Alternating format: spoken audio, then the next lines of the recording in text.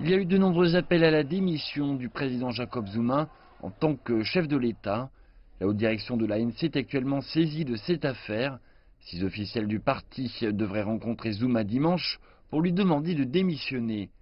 La réunion fait suite à une récente réunion du comité de travail national de l'ANC, où il a apparemment été convenu que Zuma ne devrait pas être autorisé à prononcer le discours sur l'état de la nation jeudi prochain.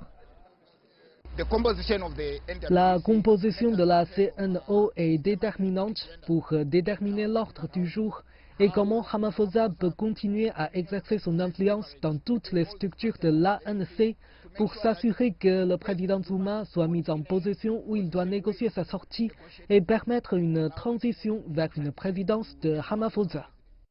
Le président Jacob Zuma a survécu à de nombreux votes de défiance au cours des dernières années. Le Parlement débattra de la 9e motion du 22 février.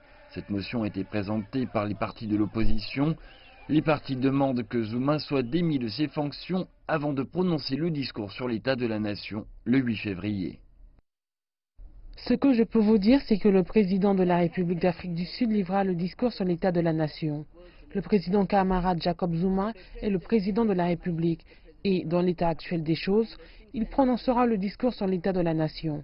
Il n'y a pas de confusion à ce sujet, mais nous devons être francs pour indiquer que le comité de travail national de l'ANC a mandaté les responsables nationaux de l'ANC pour parler au président Jacob Zuma de diverses questions. Ceci concerne également, entre autres, le passage de la 5e administration à la 6e administration. Cette relation dynamique entre l'Uteli House, notre siège de l'ANC, et les bâtiments syndicaux, le siège du gouvernement. Certains loyalistes de Zuma veulent qu'il termine son second et dernier mandat.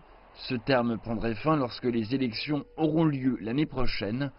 Zuma pouvait quitter ses fonctions soit en démissionnant, soit en intentant une procédure d'impeachment, soit en perdant une motion de censure au Parlement. Il pourrait également être rappelé par l'ANC, le forçant à démissionner.